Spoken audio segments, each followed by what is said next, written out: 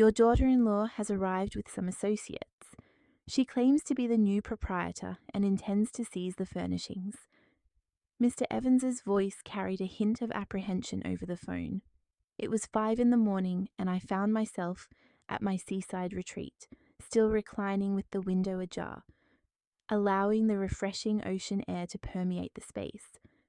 I had come here immediately following Elijah's nuptials, seeking solace, distance, a respite from the emotional turmoil of the preceding months. I slowly shifted to a sitting position in bed. I felt no surge of panic, no flicker of surprise. Instead, a curious sense of satisfaction washed over me. "Do not impede her, Mr. Evans," I instructed. My voice emerged with an unruffled, tranquil tone. "Grant her entry. She is about to encounter a surprise." A moment of bewildered silence followed on the other end. "Are you quite certain, Miss Montgomery?" "Absolutely. Permit her and her entourage passage. Merely ensure she meticulously records her full name and identification in the visitor registry." I terminated the call and promptly accessed the application on my mobile device, the one designed for the surveillance cameras I had discreetly installed 3 weeks prior. Their existence was a secret known only to me, not Elijah, not Ryan, not even my confidant Charlotte.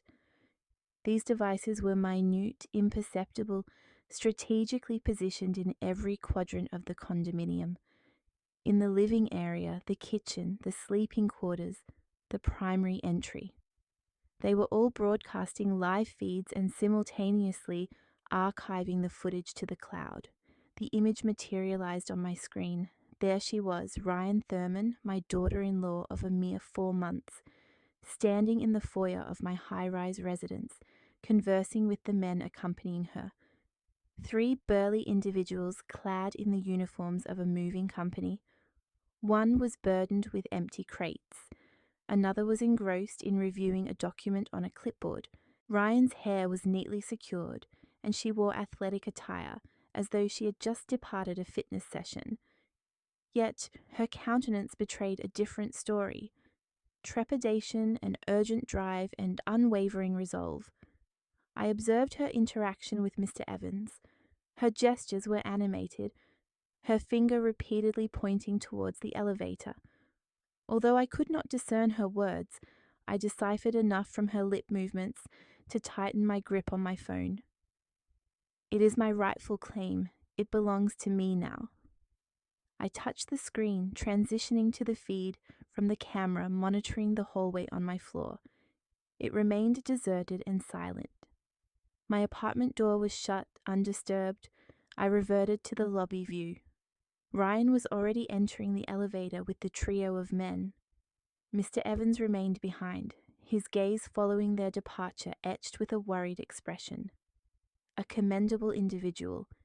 He had been employed at that establishment since my relocation a decade ago. He was privy to my daily habits. He was aware of my solitude since my husband's passing. He consistently greeted me with deference. I inhaled deeply. My heart began to race, not from apprehension but from anticipation. It was akin to the sensation experienced when one foresees a significant event, and for the first time in a considerable interval feels a sense of command. The elevator ascended, the 6th floor, the 7th, the 8th, the 9th. My condominium occupied the 10th. I watched as the doors parted and Ryan emerged first, moving with haste, followed by the men. She proceeded directly to my door and extracted an object from her handbag. A key, my key. The visual was crystal clear. The hallway camera had captured every detail. Ryan inserted the key into the lock, turned it, and the door swung open. They all entered. The illumination within the apartment activated, and I switched to the interior cameras. There they were, in my living room. Ryan surveyed the surroundings with that discerning, appraising gaze I recognized, as if she were evaluating every artifact, every piece of furniture, every nuance of my existence. The men awaited her directives. "That sofa first." I clearly heard her instruct. The audio feed from the camera was impeccable. And that table. Handle the vases with care, they are of considerable value. One of the men regarded her with a quizzical expression. Are you certain the owner granted consent? Rian turned to him, a flicker of irritation in her eyes. I am the owner now. My mother-in-law has relinquished all ownership to me.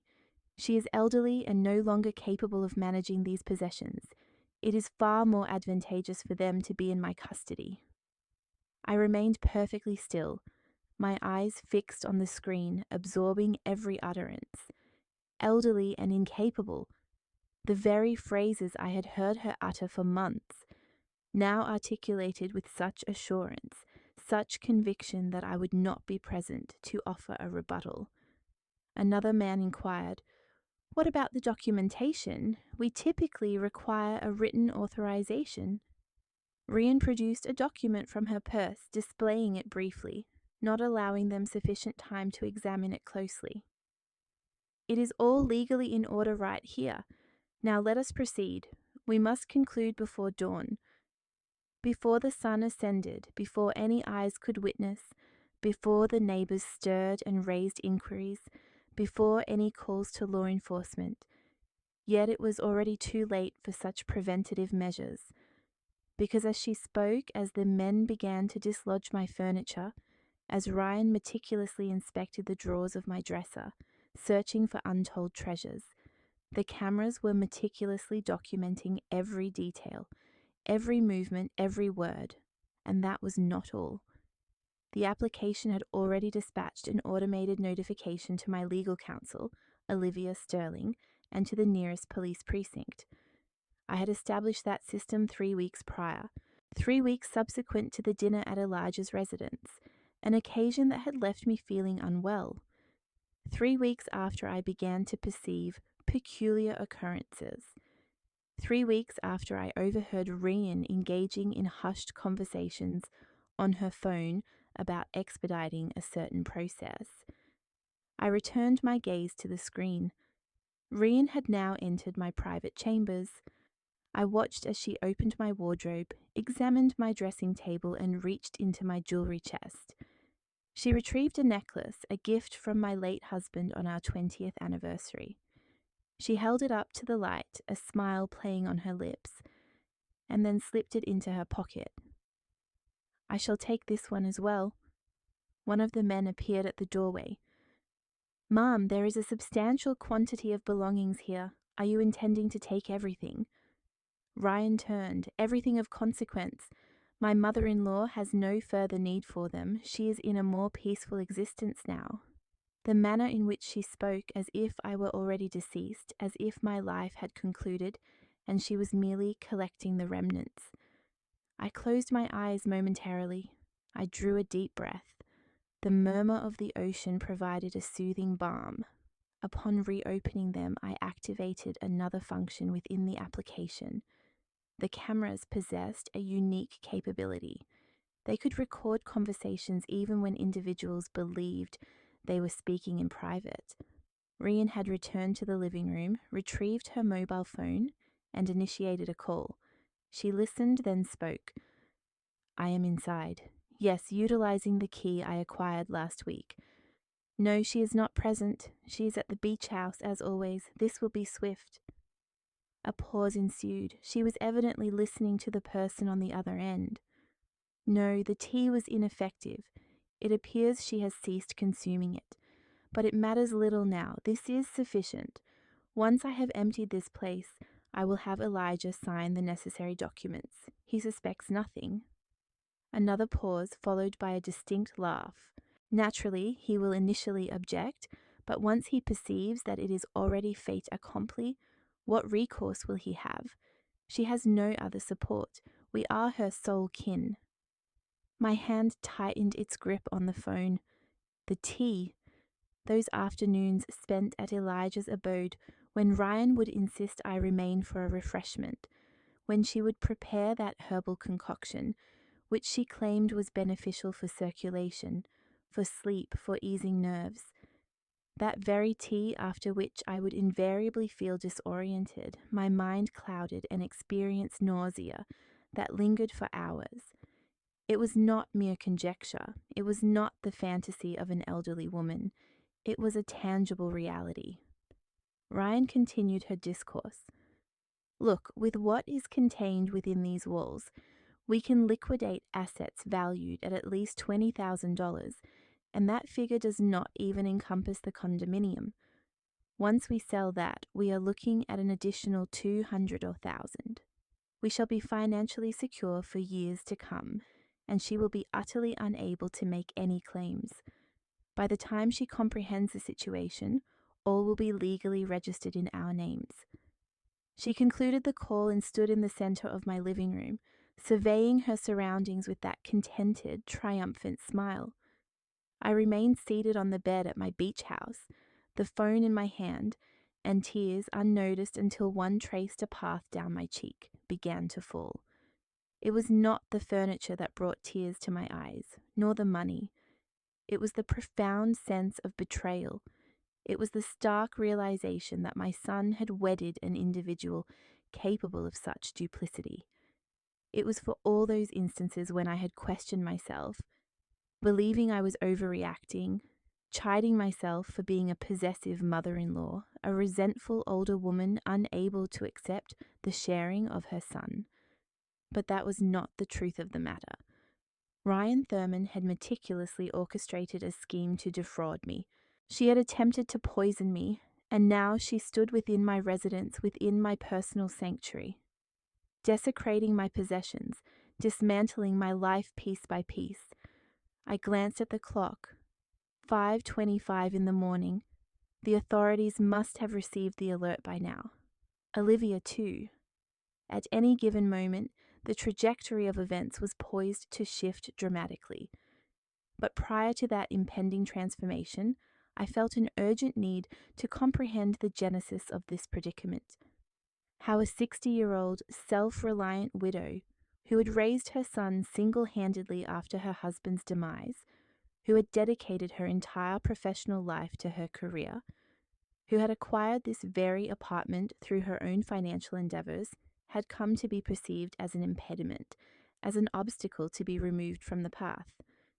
I needed to retrace the origins of this entire affair. It all commenced 4 months ago when Elijah contacted me with news of having met someone truly special. I was at the hair salon with Charlotte by my side. We frequented the salon weekly, typically on Thursday afternoons. It had been our cherished ritual for several years. We would have our hair attended to, our nails manicured, and engage in lively discussions about our lives. Charlotte, at 62, 2 years my senior, was also a widow. We had encountered each other during a morning walking group in the park, and since that initial meeting we had become inseparable. When my phone rang and I saw Elijah's name displayed, a smile naturally formed on my lips. My son did not call as frequently as he once had, but his calls invariably brightened my day. "Mom, I have something significant to tell you." His voice sounded unusually animated, tinged with nervousness. "Tell me, dear," I responded. "I have met someone, an extraordinary woman. Her name is Rian. We have been dating for 3 months, and I believe she is the one."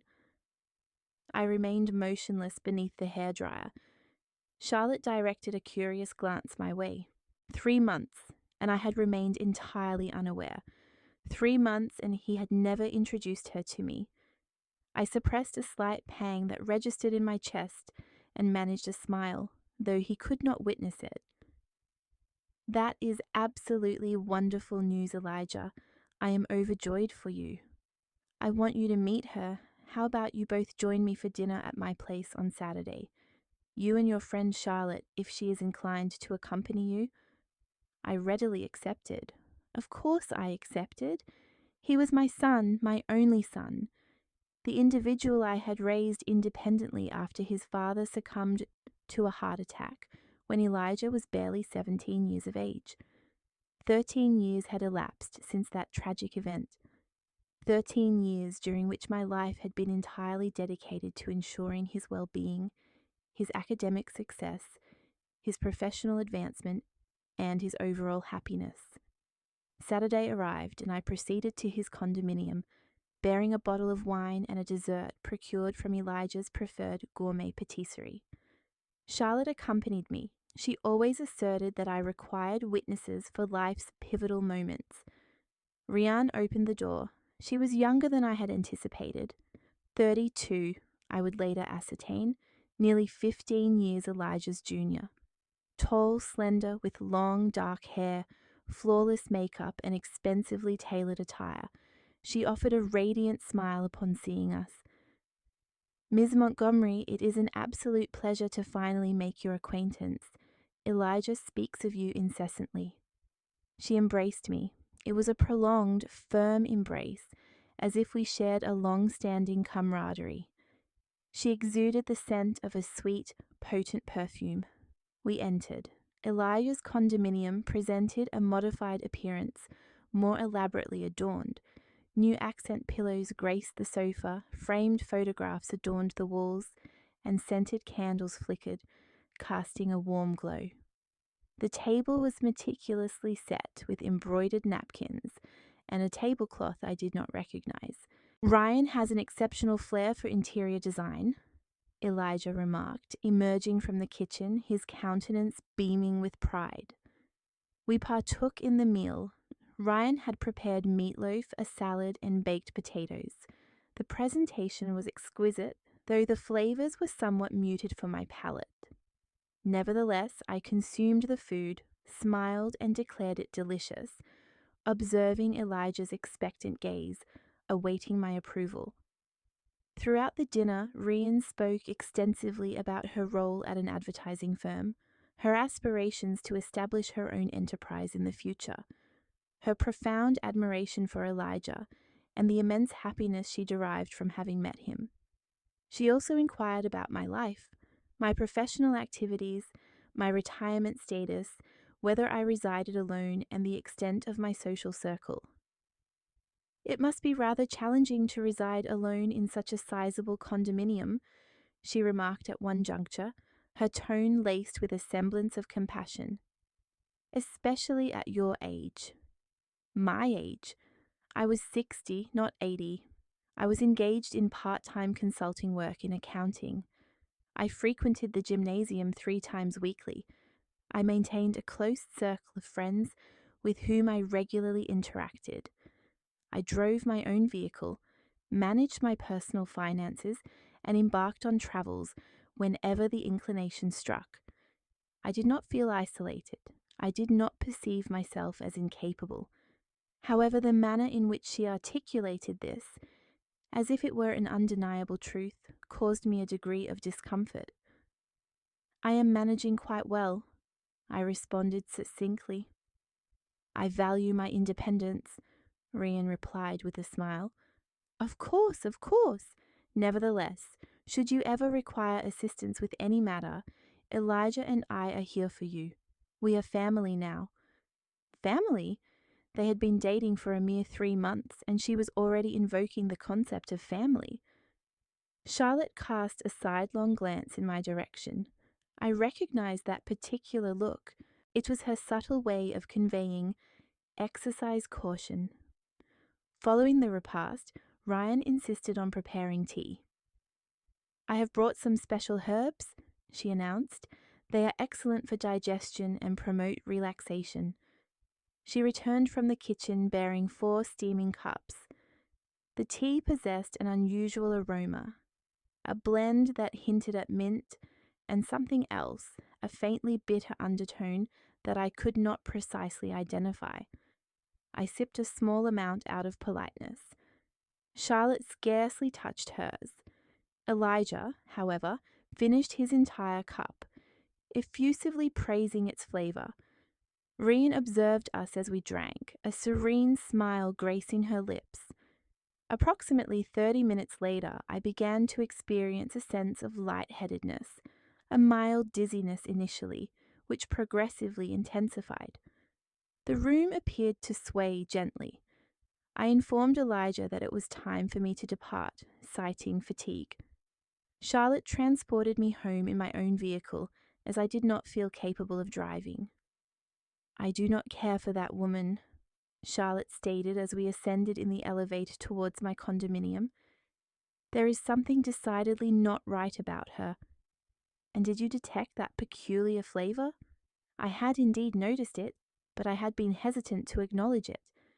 I had wished to avoid embodying the archetype of the disapproving mother-in-law, the woman who never embraces anyone because, in her estimation, no one is sufficiently good for her son.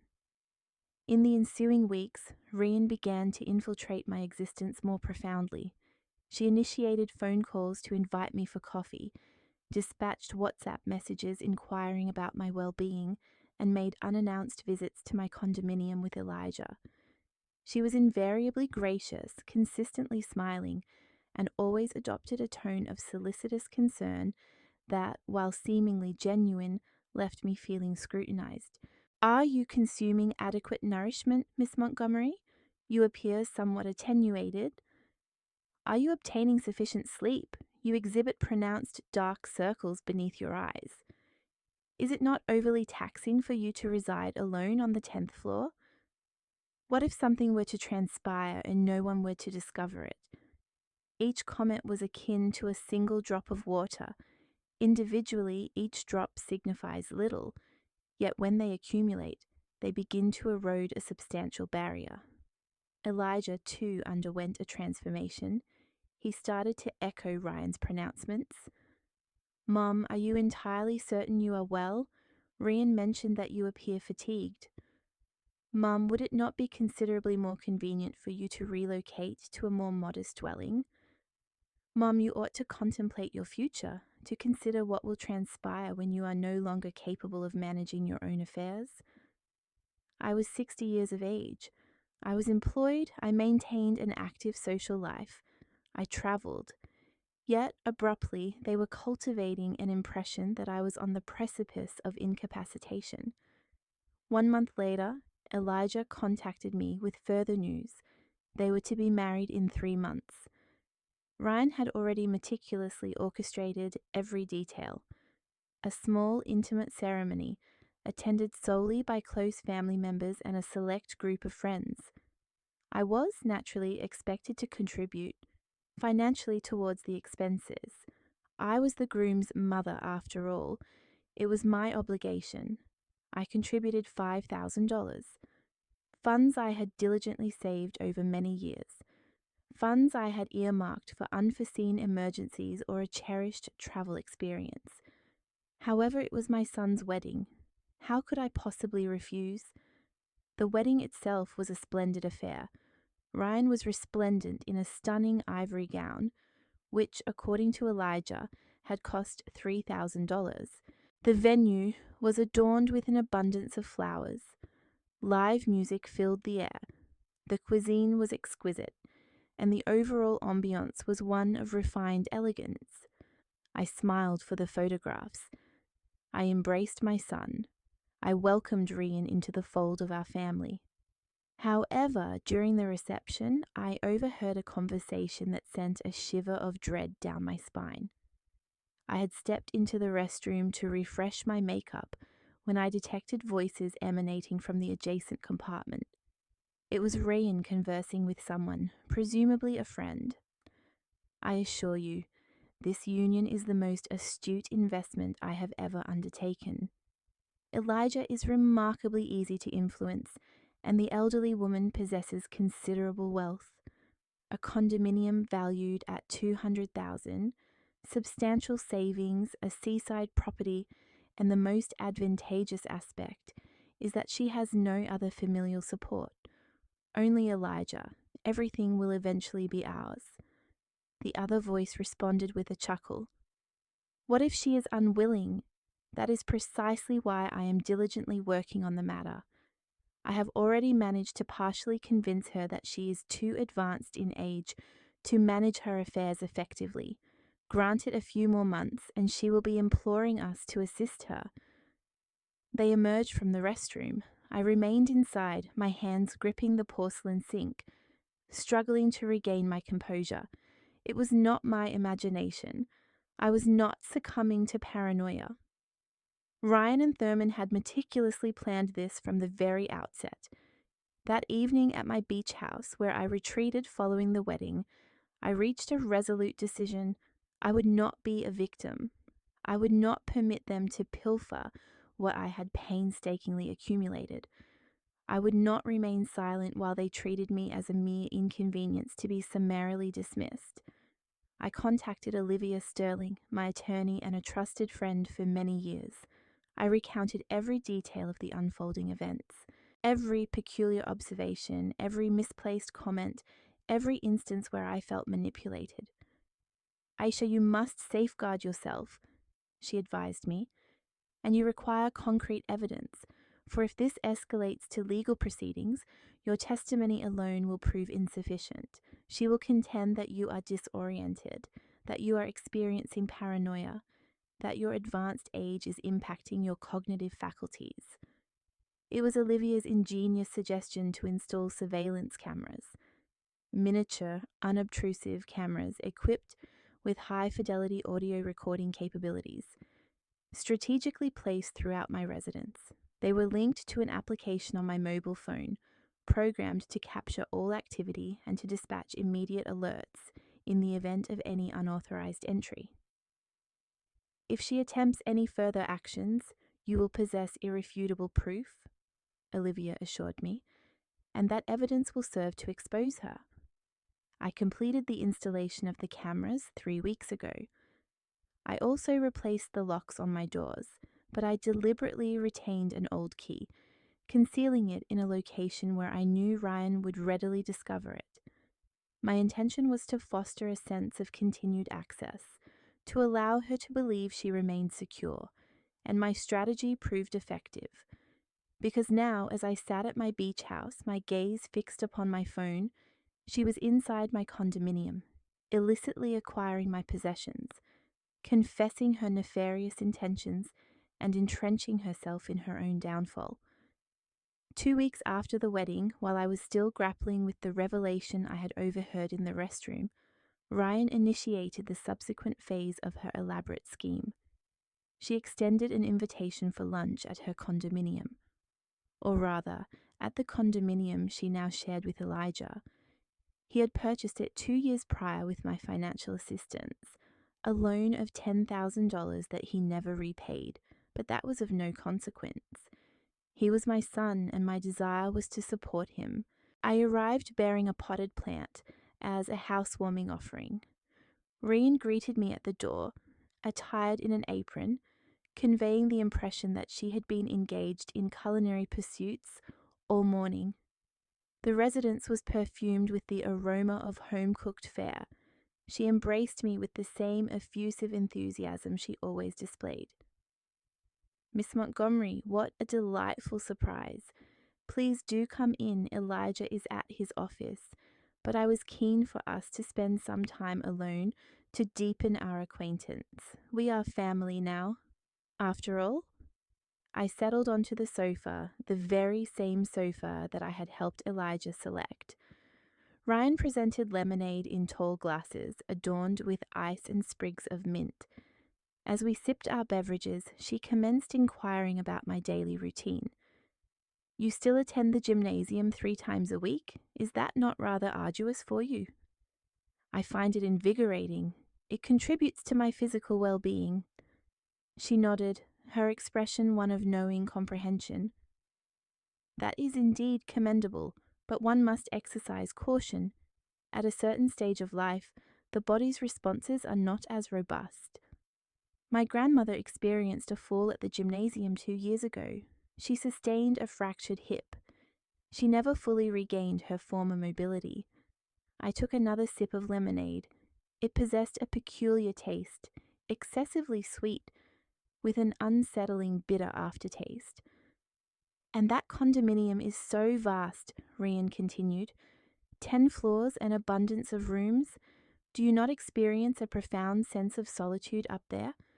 Are you not apprehensive that something untoward might occur without anyone being aware?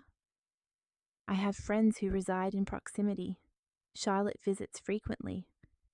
Yes, but notwithstanding, a woman of your age living alone, Elijah worries about you incessantly. You know, he consistently expresses his anxiety at the thought of something unfortunate befalling you. My age once again, as though 60 years were inherently synonymous with a lack of capability.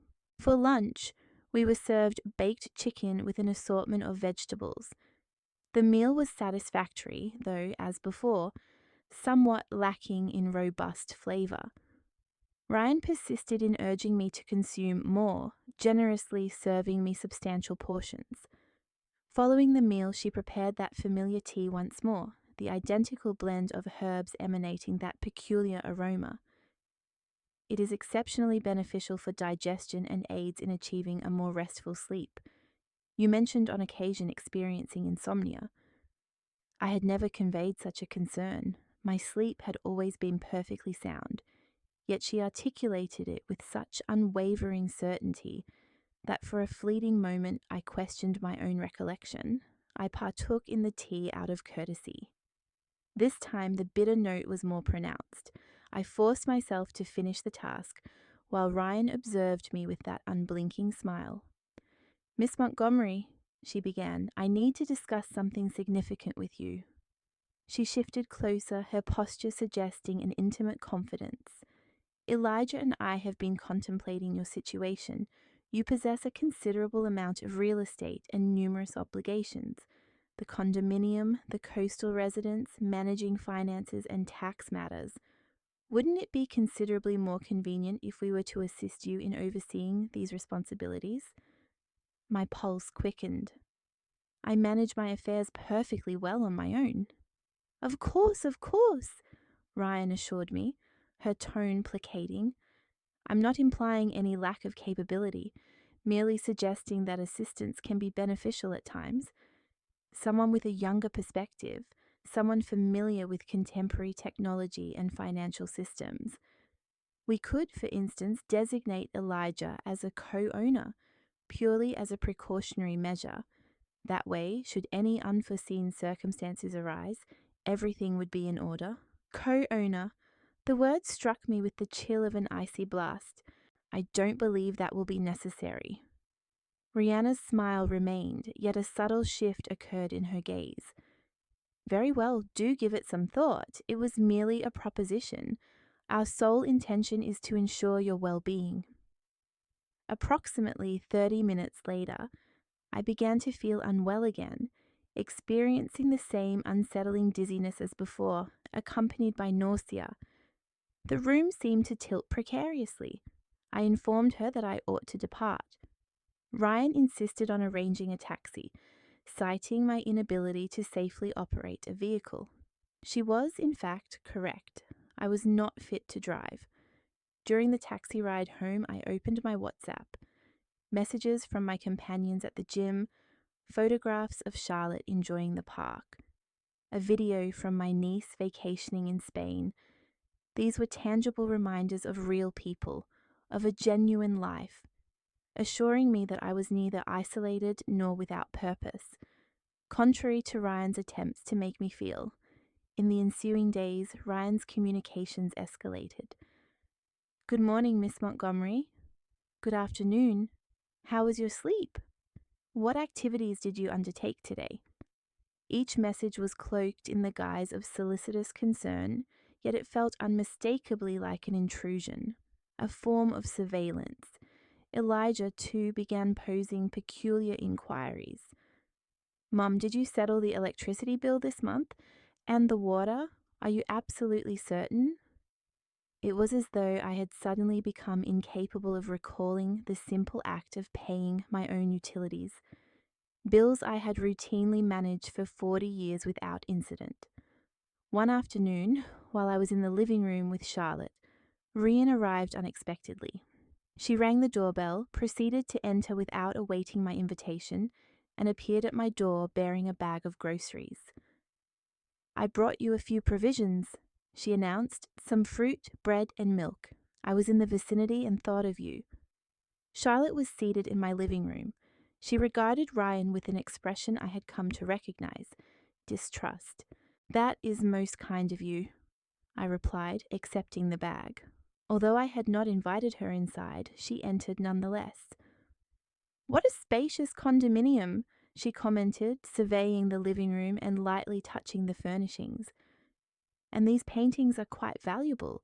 They belonged to your late husband, did they not?" "Exquisite.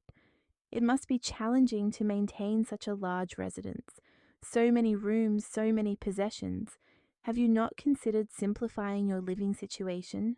Perhaps selling some items and relocating to a more compact, easily managed dwelling?" Charlotte rose to her feet. "Aisha manages her home perfectly well." Rian glanced at Charlotte as if noticing her for the first time. "Indeed, I simply believe that sometimes the less is more, particularly as one advances in age." Advancing in age? As though I were teetering on the brink of oblivion. After Ryan departed, Charlotte expressed her outrage. "That woman is a viper. Can't you see her agenda? She's systematically undermining you, eroding your confidence, and paving the way for something nefarious." "I am aware," I finally conceded.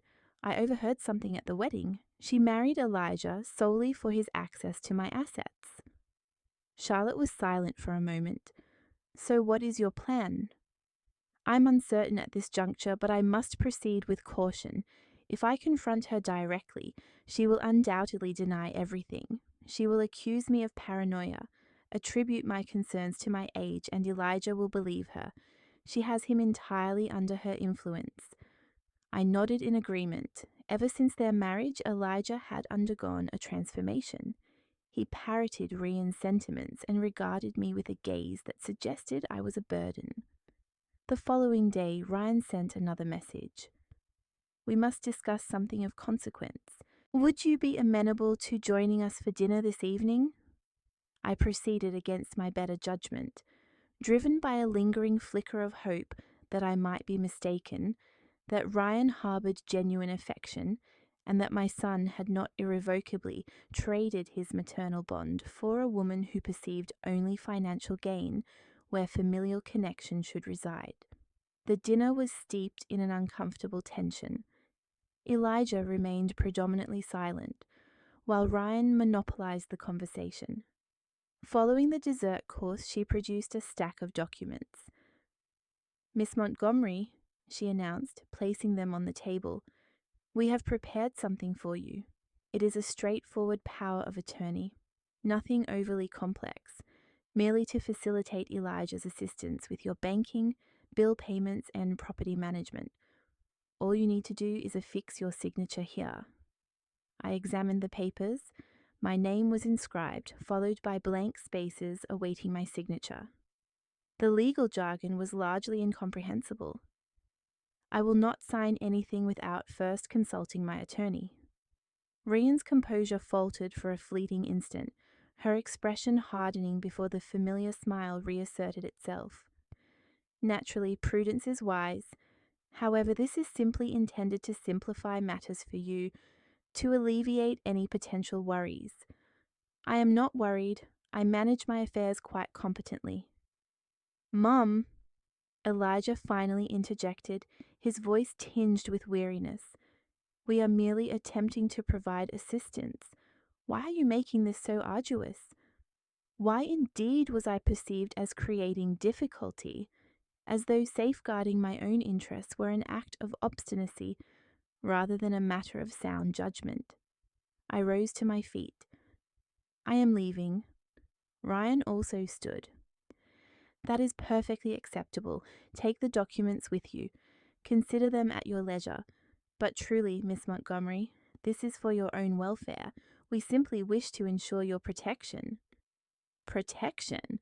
That word echoed in my mind throughout the journey home, a chilling reminder that often declarations of wanting to protect can mask a deeper desire for control. The week following my refusal to sign the documents witnessed a marked deterioration in our interactions. Elijah's responsiveness to my calls diminished, and when he did respond, his replies were curt and detached. Rian, conversely, increased her frequency of contact, her saccharine, solicitous tone becoming increasingly irritating. "Ms. Montgomery," she'd say, Elijah is quite distressed. He feels you are treating him unkindly, that you are neglecting him, that you are being cold towards her. I was at the park with my walking companions, 5 women ranging from 55 to 68 years old, all either widowed or divorced, and each fiercely independent. We convened 3 times weekly, commencing at 6 in the morning for a 3-mile circuit around the lake. Post-exercise, we would convene at the kiosk for coffee and engage in discussions about our respective lives. "I have not rebuffed anyone, Rian," I stated, stepping slightly away from the group. "I simply indicated that I required my legal counsel to review the documents. It is a standard procedure." "Yes, but Elijah perceives it as a lack of trust on your part, as though you believe he intends to harm you, Rian." "They are my properties. I have the right to exercise caution." A pregnant silence ensued, followed by a subtle shift in her tone, a perceptible chill. "Right, you do have a point. Well, I trust your attorney will confirm that everything is in order. Our only desire is your ultimate benefit, even if you do not currently perceive it as such." She then terminated the call. I rejoined my friends. Shirley Dixon, the eldest among us, regarded me with evident concern. "Is everything all right?" My daughter-in-law. Shirley was well apprised of the situation, as were they all. I had confided in them extensively. "That woman requires clear boundaries," Shirley declared. "I am aware," I sighed, "but it is proving difficult. Elijah is entirely aligned with her." Tasha Price, who was 61 and had dedicated 30 years to nursing, leaned in closer. "Aisha, do you still experience dizziness after visiting them?" "Yes," I confirmed, "each time I partake in the tea she prepares." "Do not consume anything else she offers you. Nothing. No food, no drink, absolutely nothing." "Do you truly suspect she might be administering something?" Tasha's expression was grave. "I have encountered situations where individuals employ herbs, medications, anything to induce a state of confusion or illness in another, thereby portraying them as incapable. Subsequently, they propose themselves as caregivers, asserting the need for assistance, and ultimately gain control over everything." Her words sent a shiver down my spine, for her assessment resonated with a chilling logic. Everything suddenly made a dreadful kind of sense. That afternoon, I sought out Olivia Sterling. Her office was situated in the downtown district, within an established yet immaculately maintained building. Olivia, a woman of 65 with a cascade of pure white hair, sported thick-rimmed glasses and possessed a formidable legal intellect. She had been my legal counsel since my husband's passing. I presented her with the documents Rian had urged me to sign. Olivia perused them in silence, her expression growing progressively more serious. Finally, she placed them on her desk and met my gaze. "Aisha, if you had appended your signature to this document, you would have effectively ceded complete authority to Elijah over all your financial accounts, properties, and decision-making processes. They could have proceeded to sell your condominium without your consent. They could have depleted your bank accounts. They would have possessed the unfettered ability to act as they pleased." I felt a suffocating tightness in my chest, but Ryan insisted it was merely to assist me, to facilitate their support. "This is not a document designed for assistance. It is a document effectuating a transfer of power, and it is artfully drafted. Any judge reviewing this would reasonably conclude that you are not in a fit state to manage your own affairs. What recourse do I have?" Olivia leaned back in her chair. "Firstly, never again sign any document without my prior review. Secondly, we must establish legal protections for you. I will draft documentation unequivocally affirming your full mental competence, your autonomy in decision-making, and the sole proprietorship of your assets, with no external authority granted. Thirdly, and this is of paramount importance, you need to procure evidence of their machinations. What form of evidence? Recordings, correspondence, any tangible proof of their manipulative tactics. Because should this escalate to litigation, which I suspect it will, your testimony alone may prove insufficient. They will contend that you are disoriented, that your age is compromising your faculties. They will endeavor to portray you as a senile elderly woman who is no longer capable of sound judgment. The word elderly, as if reaching 60, automatically rendered me infirm. Would it be permissible to install surveillance cameras within my condominium? Olivia raised an eyebrow. Cameras to record any unauthorized entry or any incriminating statements made during their visits. It is your property and you have every right to install security cameras. Indeed, they could serve as valuable evidentiary material. I departed her office with a clear strategy. That very afternoon, I commenced an online search. I discovered compact wireless cameras equipped with high-fidelity audio capabilities. These devices connected to a smartphone application, automatically initiating recording upon detecting motion. All captured footage was stored securely in the cloud. I purchased a package of 6 cameras for $800 without hesitation. They arrived 3 days later. I dedicated an entire afternoon to their installation. In the living room, discreetly positioned behind a framed picture. In the kitchen, above the refrigerator. In my bedroom, atop a bookshelf. In the dining room, nestled within a decorative plant. In the study, concealed behind a collection of books. At the entrance, camouflaged within the smoke detector. I downloaded the corresponding application, configured the notification settings, and conducted thorough tests. Everything functioned flawlessly. I also discreetly replaced the locks on my condominium. I engaged a locksmith who, at my request, retained the appearance of the original, inoperable lock while installing a new, functional one directly beneath it. From an external perspective, it appeared as though only a single lock was present, rendering the old key, likely duplicated by Rian, entirely useless. Subsequently, I waited. My patience was not severely tested. 2 days later, while I was shopping at the supermarket, my phone vibrated, a notification from the camera system. Motion detected within the apartment. I opened the application, my heart pounding. It was Ryan. She was alone in my living room, moving slowly, meticulously examining everything. She opened the drawers of my dresser, scrutinizing the contents. She proceeded to photograph certain documents with her mobile phone. Then she entered my bedroom, opened my closet, examined my jewelry box, selected a ring my husband had gifted me, and placed it in her purse. She remained within my condominium for nearly 20 minutes, inspecting, photographing, and handling my possessions as if they were already her own. After she departed, I found myself seated on the floor in the middle of a supermarket aisle, my shopping cart abandoned beside me, my gaze fixed on my phone. My hands were trembling uncontrollably. It was not paranoia. It was an undeniable reality. Rhiannon was actively planning to pilfer from me. That evening, Elijah contacted me.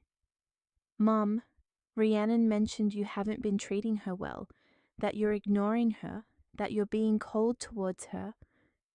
"Elijah," I began, my voice tight with urgency, "how did Ryan gain access to my condominium today?" A prolonged silence ensued. "What? She was inside my condominium this afternoon. Did you provide her with a key?" She claimed she needed to retrieve something you had loaned her," I continued.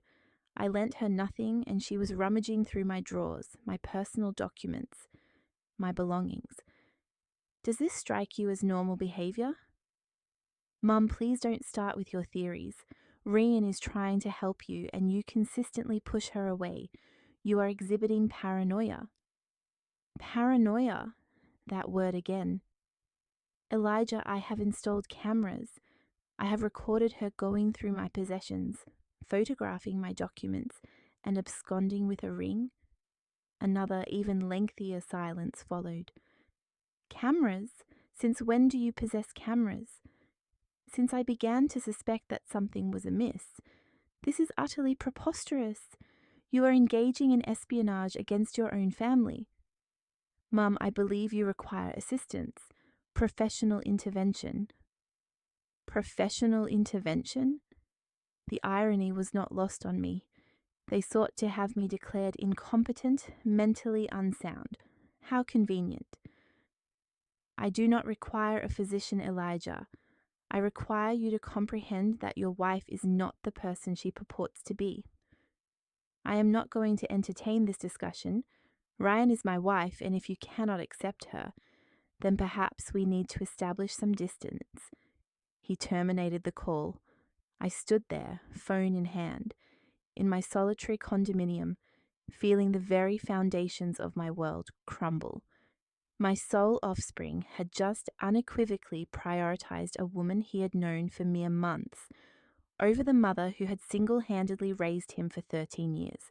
Yet I was resolved not to surrender. I contacted Olivia, relaying the entire unfolding narrative and transmitting the video evidence from the cameras. This is exemplary, she declared. We have undeniable proof of trespass, and if she indeed stole an item, that constitutes theft as well. Aisha, you have her cornered. And now, what is the next step? Now we wait. Allow her to believe she is in control. Permit her to continue her actions. The more she engages, the more evidence we will amass. This directive proved agonizingly difficult to follow, as every fiber of my being yearned to confront her, to unleash a torrent of accusations, to reveal that I possessed a knowledge of her deceit. Nevertheless, I maintained my silence and waited. The ultimate indignity manifested at a family luncheon, meticulously orchestrated 2 weeks hence. Reen extended an invitation on a Tuesday morning. Her voice exuded an almost ebullient cheerfulness, as if the preceding events had never transpired, as if I were unaware that she had surreptitiously entered my condominium, purloined my ring, and surreptitiously photographed my private documents. Ms. Montgomery, she chirped, I would be delighted if we could all convene this Sunday for a family luncheon. I am also extending invitations to my mother and my brother. It would be most beneficial for you to meet them. My immediate inclination was to refuse. However, Olivia's counsel resurfaced in my mind. Allow her to believe she is in control. The more she acts, the more evidence we accumulate. Very well, I conceded, I shall be present. Excellent, she responded. And Miss Montgomery, kindly bring the documentation pertaining to the beach house. Elijah and I are keen to assist you with the tax-related paperwork. You understand, such matters can become rather complex with advancing age. Advancing age. Each utterance of that phrase was a subtle, stinging blow. I arrived at their condominium precisely at noon on Sunday. Upon ringing the doorbell, Ryan opened the door. She was attired in an elegant dress, her makeup impeccably applied, and her smile radiated brilliance. Miss Montgomery, it is truly a pleasure to see you. Please do come in, come in. Within the living room, Elijah was present, alongside an older woman whom I presumed to be Rihanna's mother, and a gentleman in his 30s, undoubtedly her brother. An additional couple entirely unknown to me was also in attendance. Allow me to introduce Rowney and Olivia Ortega, Rian announced, my aunt and uncle. Not Olivia Sterling, my attorney, but another Olivia entirely. I took a seat on the sofa. Ryan's mother scrutinized me from head to toe with an unreadable expression. The brother offered only a perfunctory nod as he remained engrossed in his mobile phone. Rhiannon presented wine. I politely declined, requesting water instead, having learned a crucial lesson about accepting anything she offered. Throughout the luncheon, Rhian dominated the conversation, expounding upon her business ventures, Elijah's professional advancements, and their shared marital bliss. I ate in silence, offering only direct responses to direct inquiries. Following the dessert, Ryan's demeanor shifted. "Now that we are all assembled as a family," she announced, "there is a matter of considerable importance we wish to impart." She glanced at Elijah, who appeared uneasy but gave a subtle nod. "We have been harboring concerns regarding Miss Montgomery's well-being." All eyes turned towards me. "Lately," Ryan continued, her voice adopting that characteristic, soft, solicitous tone, "we have observed a significant degree of forgetfulness. She misremembers events. She becomes disoriented with dates. Just the other day, she contacted me under the mistaken impression it was Thursday when, in fact, it was Sunday. This was an outright fabrication. Such an event had never occurred.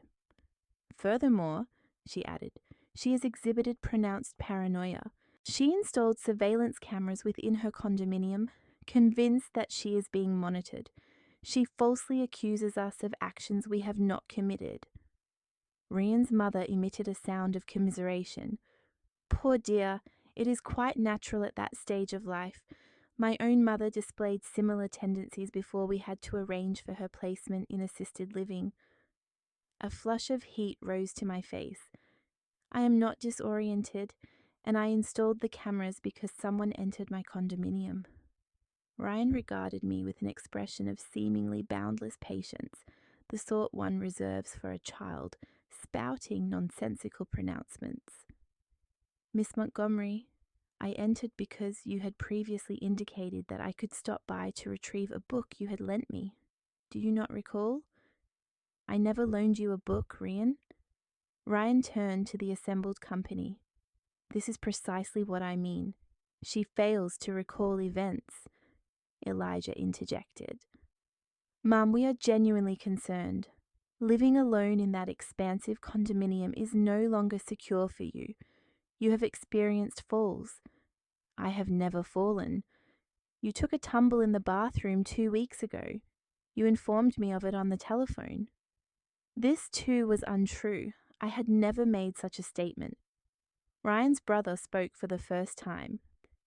"Look, ma'am, I understand it's difficult to accept, but my grandmother exhibited similar traits. She began by denying any issues and eventually became lost, unable to remember her own address." I stood abruptly. "I will not remain here and listen to this further." Ryan also rose. "Ms. Montgomery, please do be seated. This is a crucial discussion. We love you. We wish to assist you, and to that end we have devised a solution." She produced a set of documents from a folder that lay on the table. These papers differed from the initial ones presented. We consulted with an attorney. This document outlines a voluntary guardianship arrangement.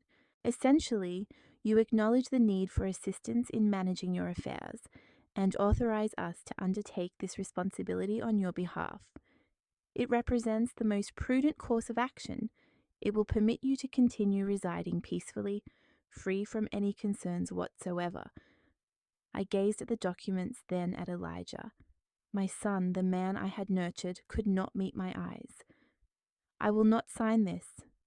Ryan's carefully constructed facade cracked for a mere instant, revealing a flash of raw fury in her eyes, but she quickly regained her composure. "Ms. Montgomery, if you are unwilling to sign voluntarily, we will be compelled to initiate legal proceedings. We have witnesses present." She gestured to everyone in the room. "All of them can attest to your current state, your confusion, and your demonstrable need for assistance. A judge will mandate a psychological evaluation, and once that evaluation confirms your inability to manage your own affairs, a guardian will be appointed regardless. It is far preferable that this guardian be a member of your own family." Was this not a perfectly crafted trap?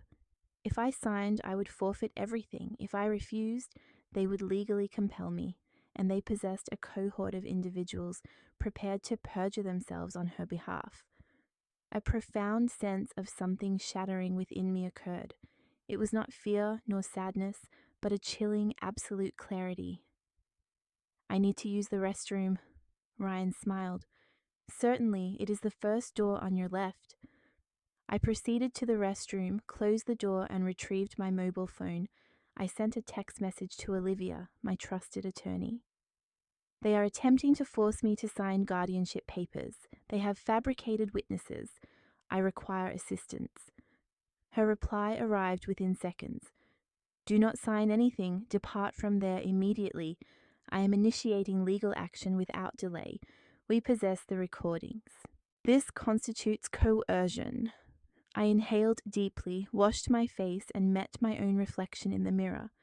I saw a woman of 60, weary, yes, and undoubtedly fearful, but not defeated. I exited the restroom. Everyone was awaiting me in expectant silence. I will not sign, I declared, my voice resonating with clarity. And if you attempt to coerce me, my attorney will pursue legal action against each of you for coercion and fraud. Rian stood. Fraud? How dare you? I am fully aware of your intentions. I know you entered my condominium without authorization. I know you pilfered my ring.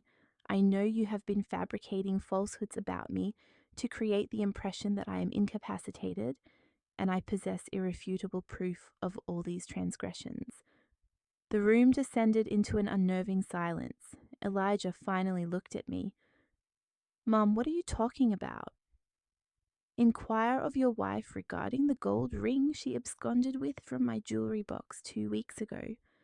Ask her about the photographs she illicitly took of my documents. Ask her about her telephone conversations where she discusses my condominium as though it were already her property. Rhiannon emitted a strained chuckle. This is utterly preposterous, Elijah. Can't you see the absurdity of it all? She's clearly not thinking straight. I possess recordings, I stated plainly. Her complexion turned ashen. Cameras equipped with audio surveillance are installed throughout my residence, capturing every instance of entry, and all data is securely stored in the cloud.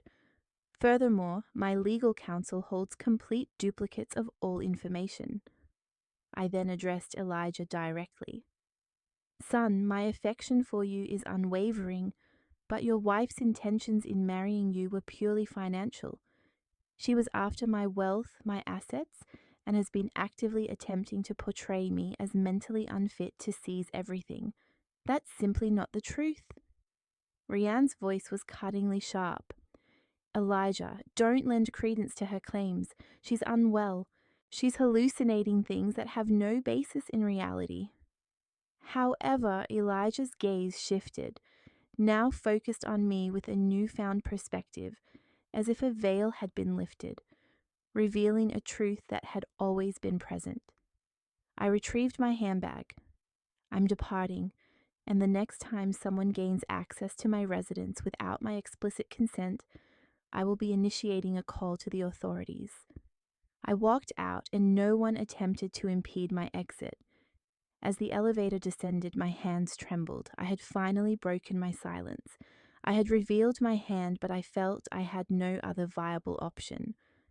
Outside, I remained in my car for an extended period. My phone rang. It was Charlotte. How was lunch? Horrendous. I'll elaborate later. Are you all right? No, I replied. I'm not all right, but I will be. I will be. I drove towards the beach house. A need for distance, for space to contemplate, had become paramount. I needed to prepare for the inevitable repercussions, for now Rianne was aware that I was privy to her machinations, and desperate individuals often resort to desperate measures. That same evening, from the tranquility of the beach house, I contacted Olivia. I require immediate legal protection. We arranged to meet the following day. She travelled all the way to the coast, arriving with a substantial folder brimming with legal documents. We sat on the deck, the soothing rhythm of the waves providing a natural soundtrack as she outlined our strategic approach. First, we will secure a comprehensive psychological assessment from a duly certified professional. This will serve to confirm your complete command of your mental faculties. We need to establish the absence of any dementia, confusion, or any condition that could justify a guardianship order. I gave a firm nod. How long might that process take? Approximately 1 to 2 weeks. It involves multiple sessions, cognitive evaluations, and in-depth interviews, but it is absolutely crucial. When Rianne attempts to assert your incapacitation, we will have recent medical evidence to unequivocally refute her claims. What else should we do? We will update your will and incorporate highly specific clauses. These will stipulate that no property can be sold or transferred without your explicit authorization, verified before a notary. Furthermore, any modification will necessitate the endorsement of 2 independent witnesses. Essentially, we will be fortifying all your assets. I mentally absorbed every detail. You also need to transfer your banking activities to a different institution, opening new accounts and moving your funds there. These accounts should be exclusively accessible by you. Do not even disclose their existence to Elijah. And the beach house, that's registered solely in your name, correct? Yes, I acquired it 5 years ago with my own earnings. Excellent. We will ensure that this is unequivocally documented in all relevant records. Additionally, we're going to install surveillance systems here as well. If Rianne attempts any unauthorized entry, we will be immediately alerted. I dedicated the subsequent days to meticulously executing this plan. I consulted with Dr. Kenneth Holloway, a forensic psychologist recommended by Olivia. He was a man in his 50s, possessing 3 decades of experience in assessing mental capabilities. He administered a battery of tests, including memory assessments, reasoning exercises, and examinations of temporal and spatial orientation. He also inquired about my personal history, daily habits, and financial decisions. The process was undeniably taxing, but upon its conclusion, he delivered his professional opinion. Miss Montgomery, your cognitive functions are entirely sound. There are no indicators of cognitive decline, no instances of confusion, and nothing that would remotely justify external decision-making on your behalf. I will provide a comprehensive report, and I am prepared to provide testimony before a judge if required. I departed his office with a profound sense of relief, intertwined with burgeoning anger. Relief stemmed from the definitive confirmation of my mental soundness, but anger arose from the very necessity of obtaining such confirmation, particularly given that my own family had instigated such profound self-doubt.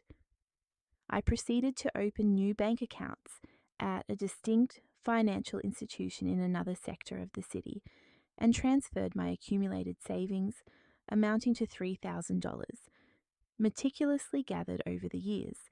This sum represented my financial security, my autonomy, and my future prospects. I then revised my last will and testament. The newly introduced provisions were unambiguous. Should any unforeseen event befall me, my condominium and the beach house would be liquidated, with the proceeds designated for a foundation dedicated to supporting older women. No portion would be allocated to Elijah while he remained married to Rianne. Olivia would serve as the executor. This is rather drastic, I acknowledge, I stated as I affixed my signature, but I cannot afford to take any risks whatsoever. It's a prudent course of action, Olivia concurred, and you retain the option to amend it, later should circumstances improve, but for the present, you are adequately protected. I arranged for the installation of additional surveillance cameras at the beach house and reinforced all entry points. I furnished the neighbors with explicit directives, emphasizing that no individual should be granted access without my direct authorization. During this period, Elijah contacted me on several occasions. I deliberately did not respond. I was not yet prepared. My priority was to ensure all my affairs were in meticulous order. Rianne also reached out, leaving voice messages. Initially, her tone conveyed a semblance of concern. Sweet Miss Montgomery, please respond. We are quite worried. What transpired on Sunday was merely a misunderstanding.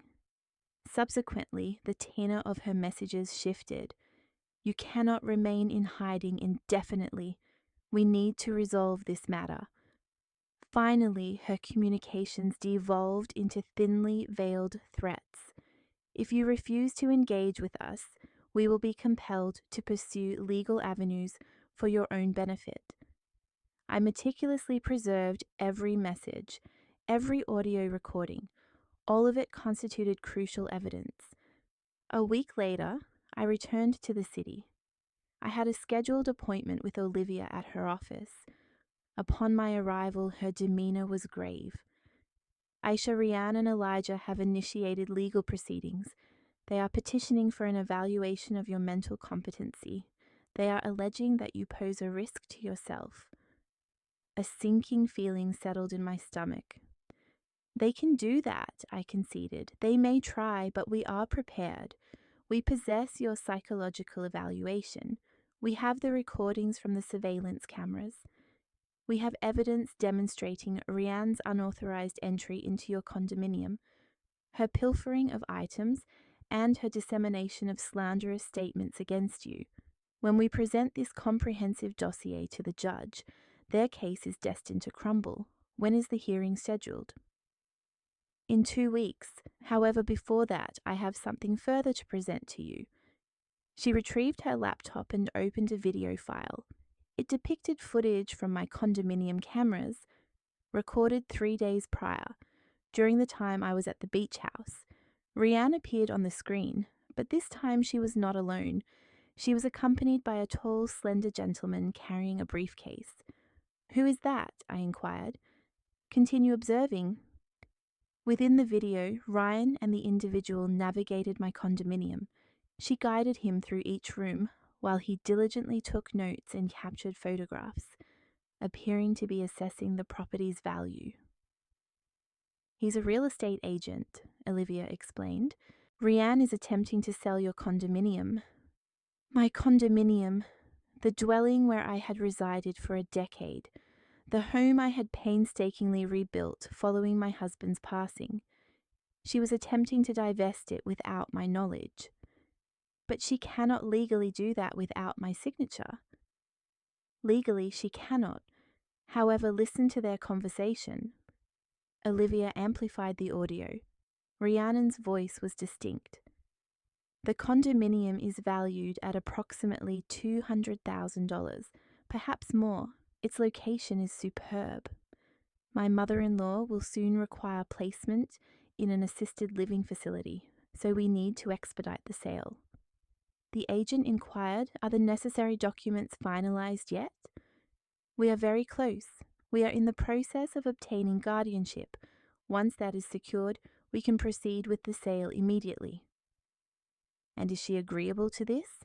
Rianne let out a laugh. She is in no condition to agree or disagree. That is precisely why we require guardianship. But rest assured, all proceedings will be conducted legally. The video concluded. I continued to gaze at the black screen. Assisted living. They intended to confine me to a nursing home, liquidate my condominium, abscond with my funds, and effectively erase me from my own existence. There's more, Olivia disclosed. She opened another file. This time it was an audio recording, a telephone conversation. Rianne's voice could be heard speaking with an unidentified individual.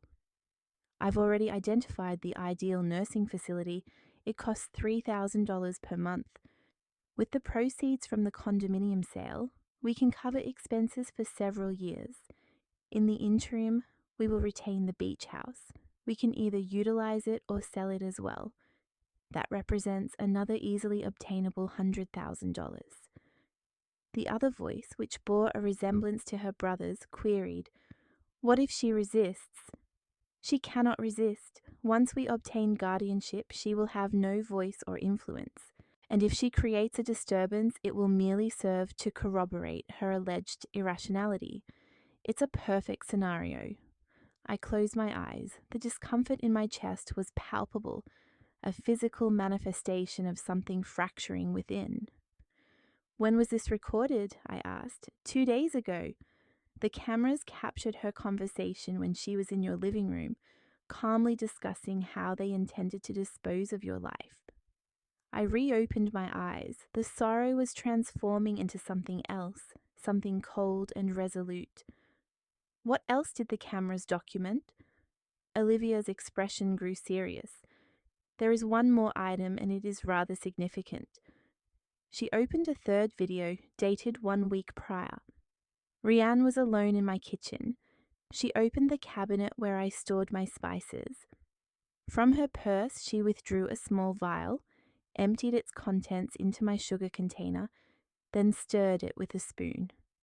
She returned the empty vial to her purse and departed. "What was that?" My voice sounded peculiar, distant. "We are uncertain, but we must ascertain. Do you still have that sugar?" "I haven't been to the condominium in a week." "Understood. We are going there now. We will retrieve a sample and have it subjected to laboratory analysis." We proceeded there immediately. Donning gloves, we entered my condominium. Olivia produced a sealed bag. She opened the sugar container, carefully collected a sample with a clean spoon, and then securely sealed it. "I will transport this to a private laboratory. We should have the results within 48 hours. Those 48 hours stretched into the longest period of my life. Sleep eluded me. Food held no appeal. My thoughts were consumed by that vial, by Rianne pouring something into my sugar, by the numerous occasions I had consumed coffee with sugar in recent weeks, by the episodes of dizziness and confusion. When Olivia contacted me with the findings, I had already braced myself for adverse news. The substance was identified as a sedative, high-dose benzodiazepines, a quantity sufficient to induce disorientation, dizziness, and memory impairment. Had you continued ingesting it, it would have eventually manifested symptoms consistent with dementia. I sat down slowly. She was attempting to poison me. "Yes, and we have the video evidence. Aisha, this transcends mere financial manipulation. This constitutes an attempt at physical harm. It is a criminal act." 2 days after the discovery of the poison, while I was at the beach house, the alarm sounded. It was 5 in the morning. My phone vibrated against the table. "Mr. Evans, your daughter-in-law is here with some gentlemen. She claims to be the new proprietor and intends to remove the furnishings." I activated the camera application. There she was. Rianne Thurman, standing in the lobby of my building, accompanied by 3 burly individuals, dressed in moving company uniforms, with a truck parked outside. "Do not obstruct her, Mr. Evans. Allow her entry. She is about to encounter a surprise." I terminated the call and promptly contacted Olivia. She answered on the second ring, her voice sharp with alertness. "Aisha, what has transpired?" "Rianne is at my building. She's here to take my furniture with men and a truck." "Excellent. Do not interfere. The cameras are meticulously recording all activities. I am contacting the police immediately. Provide them with your condominium address, trespassing in progress, and if they remove any items before their arrival, all the better for the charges. Maintain your composure. This is precisely the scenario we required." She concluded the call. I remained seated in bed, my heart pounding, my gaze fixed on my phone screen. I observed Rianne conferring with Mr. Evans, noting how he, acting upon my prior instructions, requested her to sign the logbook with her full name and identification. I watched her do so without a moment's hesitation, utterly convinced of her entitlement. I saw them enter the elevator, ascend floor by floor, reach the 10th level, and proceed down the corridor towards my residence. Rianne extracted a key from her purse, an old key that no longer functioned. She inserted it into the lock and turned it. It yielded no results. She tried again, still nothing. I observed her uttering an expletive. One of the men posed a question. She retrieved her phone from her purse, selecting another key, presumably a duplicate she had made. This one also proved ineffective. "Wait here," she instructed the men. She then withdrew her phone and initiated a call. Judging by her lip movements, I discerned Elijah's name. She waited. The call went directly to voicemail. She attempted again. The outcome was identical. I watched her inhale deeply, then put away her phone and fix her gaze on the door with an air of resolute determination. She then stooped down and retrieved something else from her purse, a thin card. She attempted to force the lock. "This is unlawful," one of the men remarked. "Madam, if you do not possess a key, we cannot grant entry." "I have every right to enter. This property is now mine. My mother-in-law officially transferred it to me. I have the documentation to substantiate this." Rianne produced a crumpled piece of paper from her purse, presenting it briefly. "Here it is. Power of attorney, all legitimate." The man scrutinized it more closely. "This signature is not that of the owner." "Yes, it is. Her signature is clearly visible." "Madam, I have been in the moving industry for 15 years. I can discern fraudulent signatures. This is not authentic." Rianne hastily put the paper away. "Look, I will compensate you double if you assist me in gaining entry. I merely need to retrieve a few items quickly." The men exchanged glances. One of them shook his head. "No, this is not permissible. We are departing." He turned and walked towards the elevator. Rianne and the remaining 2 men commenced to force the door. One of them produced a tool and began working on the lock. My phone vibrated, a message from Olivia. "Police en route, ETA 5 minutes." 5 minutes, in 5 minutes, everything would irrevocably change. The door gave way, swinging open. Rianne entered first, flicked on the lights, followed by the 2 men.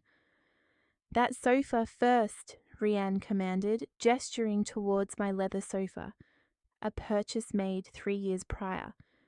"And that table, those ornamental vases, anything of significant value." The men commenced their task. They hoisted the sofa and maneuvered it towards the exit. The cameras meticulously captured every movement from 3 distinct vantage points. Rianne proceeded to my bedroom. I watched as she opened my closet, examined my jewelry box once more. She removed additional items, necklaces, bracelets, earrings, all cherished gifts from my late husband, possessing immeasurable sentimental value, exceeding their monetary worth. To her, however, they were merely articles to be bartered. She returned to the living room, retrieved her phone, and initiated another call. "Yes, I have gained access. I was compelled to force the door, but it is done. We are currently removing items." A pause ensued. She was listening intently to the person on the other end. "No, she is not present. She is at the beach house. By the time she becomes aware, we will have already sold everything." Another pause, followed by a laugh. "I told you this would succeed. The elderly woman is too foolish to adequately protect herself." The supposedly foolish old woman continued to speak. "With what we can retrieve here, we can easily realize $20,000. And that does not even account for subsequent acquisitions. Once the judge sanctions the guardianship, we will have unrestricted access to all her assets. The condominium, the beach house, the bank accounts, everything." The individual on the other end interjected something. Rianne laughed again. What recourse does she possess? To contact the authorities? She lacks any evidence, and if she produces any, it will merely confirm her alleged mental instability. Paranoia, precisely what we require for the incapacity proceedings." A prolonged pause, then her tone shifted, becoming noticeably colder. "Listen, I attempted the tea, but she ceased consuming it, and subsequently I tried the sugar. I introduced enough sedative to induce confusion for several weeks. However, that also proved ineffective, as she has barely set foot in the condominium. Therefore, we must resort to forceful measures. seize what we can immediately, and then contend for the remainder. My hand involuntarily tightened around the phone. She was confessing to everything. Poisoning, larceny, conspiracy, and the cameras were diligently recording her every word. One of the men materialized at the entrance. "Madam, this is taking an excessive amount of time. Someone might contact the police." "Relax, no one will call. Just extract the remaining items and we shall depart." But then I detected something else. Sirens. Initially faint, then growing progressively louder. The cameras lacked external audio capabilities, but I observed Rianne stiffen, move towards the window, peer down, and her face drained of all color. "No, no, no." She dashed towards the men. "Abandon everything. Let us leave now." But it was too late. The hallway cameras captured the precise moment the elevator doors opened and 4 uniformed police officers, hands resting on their weapons, emerged and advanced towards my open doorway. "Police, nobody move." I watched Ryan attempt to flee through the alternate exit. I saw one of the officers intercept her, forcefully push her against the wall, and place her under arrest. "Let me go. You don't comprehend. I have every right to be here. This condominium is my property." "Madam, you are under arrest for trespassing." "No, no, contact my husband. He will explain. Her mother granted me permission." The owner of the apartment, Ms. Aisha Montgomery, has filed a report. We possess an arrest warrant. The 2 men were also placed in handcuffs. One vociferously proclaimed his sole employment with the moving company, asserting his complete lack of prior knowledge. The other remained silent, his head bowed. I watched them escort Rianne from my condominium, her protests, struggles, and insistence on her innocence echoing. Neighbors emerged from their apartments, observing, whispering. My phone rang. "Olivia, you witnessed the entire sequence of events. The recordings are already being transmitted to the district attorney's office. We now possess more than just trespassing charges. We have attempted theft, forgery, and most crucially, we have her confession regarding the poisoning. Aisha, this constitutes an irrefutable criminal case." I remained silent for a moment, processing the gravity of the revelations. After months of insidious manipulation, of feeling rendered invisible, of battling self-doubt, justice at long last had arrived. And what happens now? Rianne will be spending the night at the police station. Tomorrow she has a bail hearing. We will present all the accumulated evidence, the recordings, the laboratory analysis of the sugar, every pertinent detail. The district attorney will petition for bail to be denied, citing her as a danger to others. "And Elijah?" Olivia sighed audibly. "That presents the most challenging aspect. Elijah's involvement does not appear in any of the recordings as an illegal act. Rianne acted independently. We can definitively prove that she orchestrated the entire scheme, that she entered without authorization, and that she tampered with the sugar. However, regarding Elijah, we lack concrete evidence of his complicity. While he may have been aware, legally we require proof, and at this juncture we do not possess it." I ended the call. I sat on the bed, gazing at the sunrise painting the sky in hues of orange and pink. The sea lay calm. My phone vibrated once more, a message from Elijah. "Mum, please, I need to speak with you. Rianne has been arrested. I don't understand what's happening. Please call me." I contemplated the message for a considerable duration. My son, the man I had nurtured, the man who had elected to align himself with a criminal over his own mother. I did not respond, not yet. The bail hearing was scheduled for 3 days, hence, Olivia strongly urged my presence. "They need to see you. They need to witness that you are not the disoriented elderly woman Rianne is attempting to portray you as. They need to observe a strong, coherent individual who possesses a clear understanding of the injustices inflicted upon her." I dressed meticulously that morning, a charcoal grey pantsuit, a crisp white blouse, and closed-toe shoes. Nothing ostentatious, merely professional and dignified attire. Charlotte accompanied me. She sat beside me in the courtroom, offering a reassuring squeeze of my hand. When Rianne was brought in, I barely recognized her. Without makeup, her hair disheveled, she wore an orange inmate uniform. She appeared small, almost vulnerable, yet when her eyes met mine, I detected the same unyielding coldness I had always encountered. Elijah was also present, seated in the back row. He looked utterly devastated, his eyes red-rimmed, his clothes rumpled as if he had endured days without sleep. He regarded me with a pleading expression. I averted my gaze. The judge entered, a woman in her 50s, her demeanor serious. She reviewed the documents in silence. Then she spoke. Ms. Rianne Thurman is charged with trespassing, attempted theft, forgery, and attempted poisoning. How do you plead? Rianne's legal counsel, a young man in an inexpensive suit, rose. Not guilty, Your Honor. My client had a valid reason to be present in that condominium. Her mother-in-law suffers from dementia and had granted her verbal permission. The judge regarded him skeptically. Do you possess any documentation substantiating this verbal permission? Not at this precise moment, but furthermore, it is not pertinent. The judge then turned to the prosecutor. Does the prosecution possess any evidence? The prosecutor, an experienced man with many years in the field, stood. Yes, Your Honor. We possess video and audio recordings of the accused entering the apartment of Miss Aisha Montgomery without authorization. We have recordings of the accused admitting to the adulteration of food with sedatives.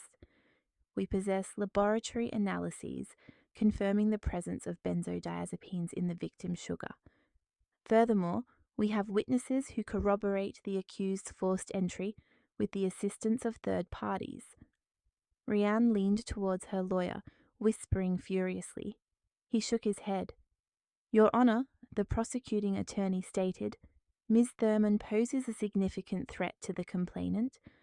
For months, she has been attempting to portray the victim as mentally unfit to usurp her possessions. Her actions culminated in the attempted poisoning of the victim. Should she be released on bail, there is a palpable risk of her attempting to contact the victim or further tamper with evidence. The judge turned his gaze toward Rianne. Do you have anything to add, Miss Thurman? Ryan rose to her feet, her voice quivering slightly. Your Honor, this is a grave misunderstanding. I hold deep affection for my mother-in-law. Every action I took was intended to assist her. She is disoriented and unaware of her own statements. The judge's tone was dry as he replied, The audio recordings are quite explicit. Those recordings have been removed from their context. I was merely joking on the telephone. I never administered any poison. The laboratory findings are erroneous. The judge consulted further documentation. It states here that you also initiated legal proceedings to gain guardianship over Ms. Montgomery, citing her alleged mental incapacity. Is that accurate? Yes, because I was genuinely concerned for her well-being, because I love her. However, Ms. Montgomery voluntarily submitted to a comprehensive psychological examination conducted by Dr. Kenneth Holloway, who concluded that she possesses full mental capacity, exhibiting no indications of dementia or confusion. How do you account for that? Rian stammered. I believe the doctor may be mistaken, or she may have misled him. My mother-in-law is exceptionally adept at manipulation when it serves her purpose. Hearing this after all that had transpired, to accuse me of manipulation when she was the one who had orchestrated a plan to defraud me and poison me and confine me to a care facility. The judge closed the file. I have received sufficient information. Bail is hereby denied. Miss Thurman shall remain in custody pending her trial. Considering the circumstances and the gravity of the accusations, particularly the attempted poisoning, I deem her a danger to the victim and to society at large." Rhiannon cried out, "No, this is unjust. Elijah, please do something." Elijah stood. "Your Honor, I implore you, my wife would never engage in such actions. There must be an error." The judge regarded him. "You are the victim's son, yes. Were you privy to your wife's activities?" Elijah hesitated. That hesitation sealed his fate. "She informed me that my mother required assistance and that she was disoriented. My sole intention was to safeguard her by falsifying documents and attempting to seize her assets." "No, I never. The prosecuting attorney will ascertain the extent of your involvement in this matter.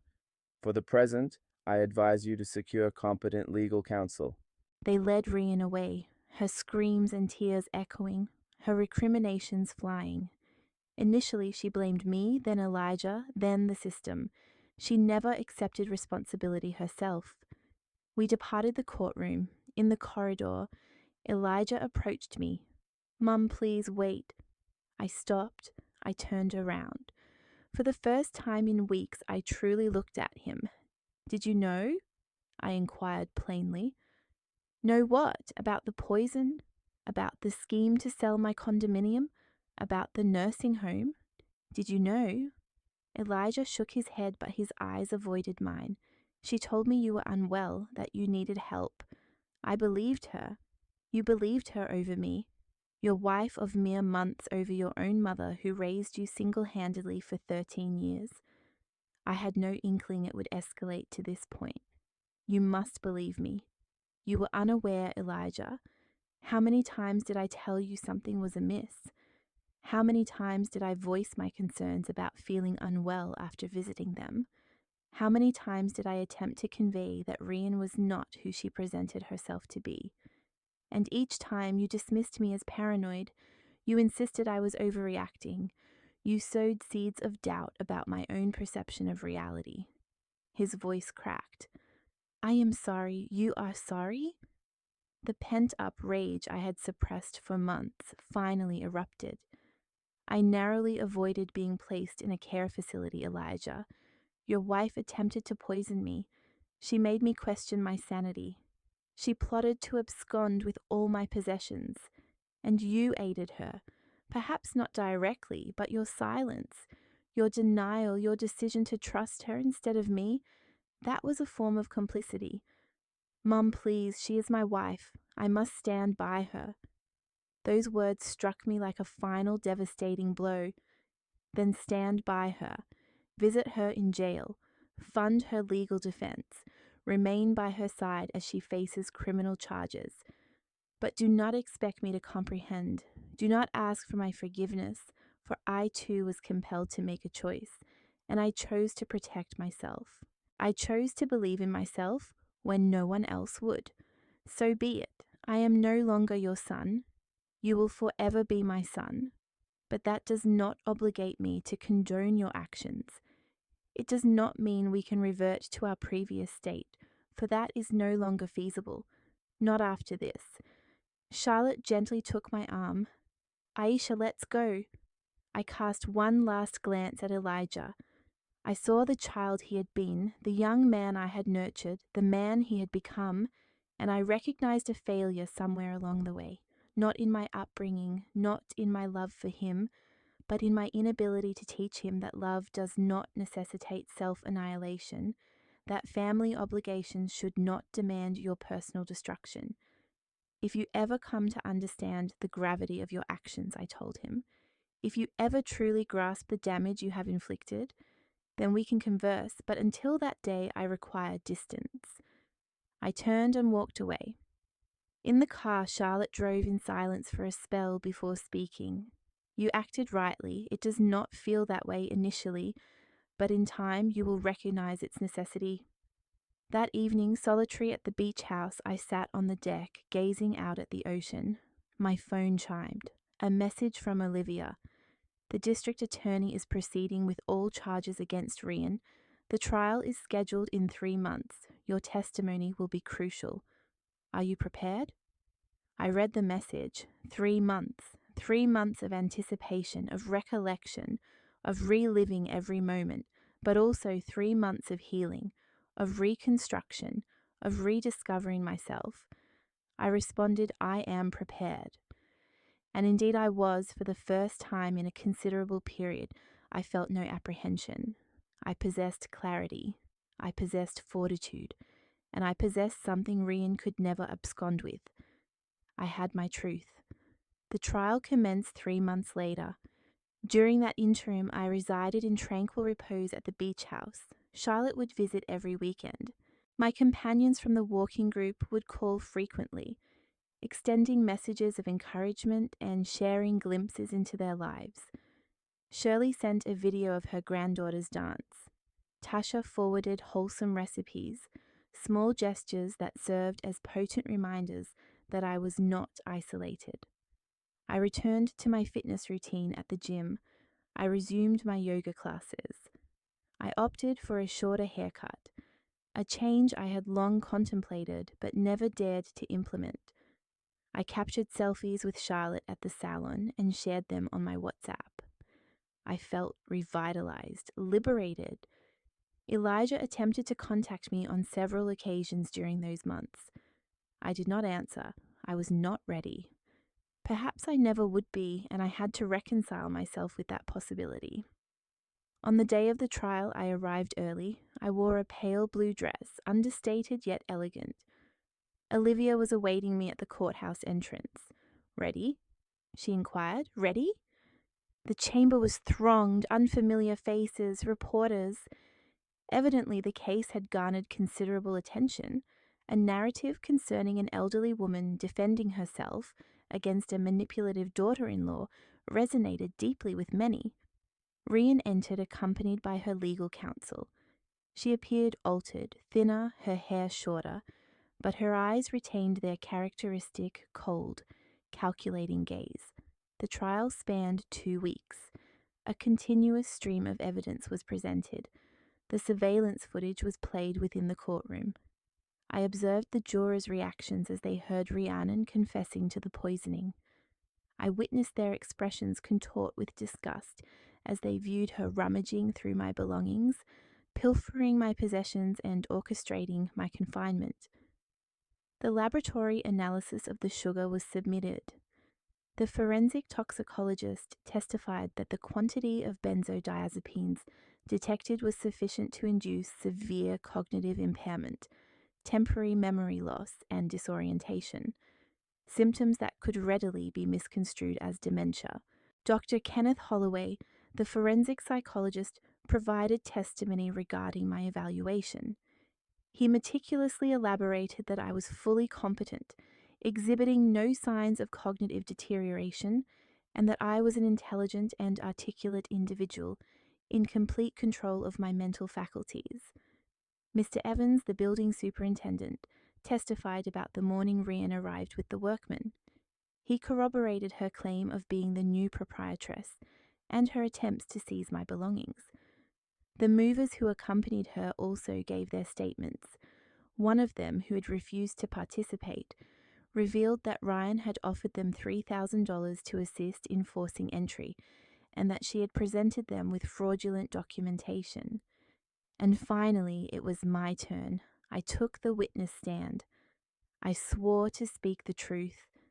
I sat before a room full of strangers who were now privy to the most intimate details of my life. The prosecuting attorney posed questions regarding my relationship with Elijah, how I met Ryan, the subtle shifts I observed, the bouts of dizziness, the manipulation, the pervasive fear. I articulated my account in a clear, steady voice devoid of tears or melodrama, presenting only the unvarnished truth. She made me doubt myself, I stated at one juncture. She convinced me I was losing my faculties, that my advanced age rendered me incapable. And the most distressing aspect is that I nearly succumbed to that belief. I almost accepted that perhaps I was disoriented, that perhaps I did require someone else to make decisions on my behalf. But then I experienced a profound realization.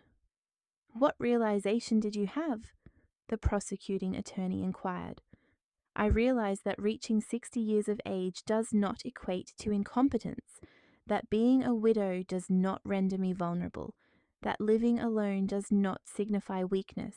I am a woman who dedicated her entire life to her profession, who raised a son single-handedly, who acquired her own property through her own labor and earnings, and no one possesses the right to divest me of that. No one has the prerogative to diminish my self-worth. I observed several women in the audience nodding in agreement. I detected tears welling in some eyes. Ryan's defense counsel attempted to undermine my credibility during cross-examination. He inquired about my age, whether I was taking any medication, and if I occasionally experienced memory lapses, but each question was met with a straightforward response. I was not on medication. I did not forget things, and my age was not an ailment.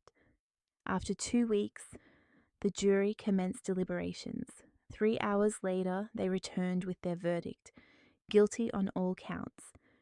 Rian screamed. Her attorney attempted to soothe her, but it was futile. The evidence presented had been overwhelmingly conclusive. Sentencing followed 1 week later. 5 years of incarceration for trespassing, theft, and forgery, and an additional 3 years for attempted poisoning, totaling 8 years. As the judge pronounced the sentence, I experienced an unusual sensation. It was not exhilaration. It was not vindication. It was a sense of closure.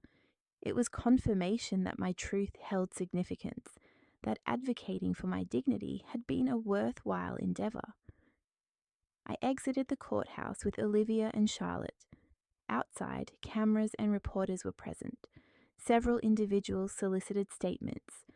Olivia spoke on my behalf, stating that we were satisfied with the outcome and expressed hope that this case would serve as a precedent. However, one reporter approached me directly. "Miss Montgomery, do you have any words for other women who may be facing comparable circumstances?" I met the camera's gaze. I contemplated all the women who had corresponded with me during the trial. Older women who felt overlooked within their own families, who harbored self-doubts, who endured mistreatment, believing it was their filial duty as mothers and grandmothers. Yes, I stated, if something feels amiss, trust your instincts. Regardless of your age, regardless of whether individuals inform you that you are overreacting or that you are being paranoid, you are intimately acquainted with your own life. You possess an understanding of your own mind, and you have an inherent right to protect yourself. You have the right to refuse. You have the right to establish boundaries, even with family members, and especially with family members. That evening at the beach house, I sat on the deck with a glass of wine. The sea was placid. The sky was adorned with countless stars. My phone vibrated, a message from Elijah. "Mum, I saw the verdict. You were right about everything. I do not know how to solicit your forgiveness, nor do I know if you can ever forgive me. But I need you to understand that I deeply regret my actions. Not listening to you, making the wrong choices, causing you pain. I am initiating divorce proceedings. I want no association with someone capable of inflicting harm upon you. I love you. I have always loved you. And should you ever wish to speak, I will be here for you." I read the message multiple times. A softening sensation occurred within my chest. It was not yet forgiveness, but perhaps with the passage of time it could evolve into such. I did not reply that night, but I preserved the message. The ensuing months were dedicated to rebuilding my life. I divested myself of the condominium in the city, which held too many somber recollections. I acquired a more compact, contemporary dwelling, situated closer to the gym and my friends, a new locale for a new chapter. I embarked on travels to Spain, where my niece greeted me with open arms, and to Argentina, a destination I had long aspired to visit, experiencing places I had deferred for years, as more pressing matters always seemed to arise. I enrolled in painting classes, a pursuit I discovered I enjoyed. While I was not exceptionally skilled, its inherent value was irrelevant. It was my own endeavor, my time, my passion. Charlotte and I established a modest enterprise together, offering accounting and consulting services to older women requiring assistance with their financial affairs. A palpable need existed. Numerous women who had never managed their finances, who relied on their children or relatives, felt adrift. We provided them with assistance, guidance, and the necessary tools to achieve independence. 1 year following the trial, Elijah and I convened for coffee. The initial interaction was somewhat awkward, but we engaged in genuine conversation. He spoke of his therapy, his process of learning to identify manipulative behaviors, and his ongoing divorce proceedings. I shared details of my newfound life, my travels, and my business. We did not revert to our former dynamic. That relationship had dissolved. However, we were in the process of constructing something new, founded upon mutual respect, clearly defined boundaries, and unwavering honesty. One afternoon, 2 years after the entire ordeal, I was at the salon with Charlotte. We were having our nails manicured, sharing laughter over a trivial matter, when my phone vibrated. A message arrived from my niece in Spain, accompanied by a photograph of her newborn infant. Charlotte glanced at me. "Is everything all right?" I inquired. "Yes, everything is well." And finally it was, because I had assimilated the most critical lesson of my existence. Nurturing others is a beautiful act. However, prioritizing one's own well-being is not indicative of selfishness. It is an act of survival. It is an embodiment of dignity. It is an expression of self-love. For countless years, I had assumed responsibility for everyone's needs. My late husband during his illness, Elijah as he matured, anyone who required my assistance. But at long last, after 62 years of life, I was the one dictating whom to care for, and I elected to prioritize myself. That choice proved to be life-saving. Did you enjoy my story, and from which city are you listening? Let's connect in the comments section. If you found the story engaging, your support through a super thanks would enable me to continue sharing similar narratives. Thank you profoundly for your generous support. I eagerly await your comments regarding the story. On the screen, you will find 2 new life stories that I highly recommend. My channel offers a wealth of additional content. Please remember to subscribe. I look forward to sharing another life story with you soon, with love and respect.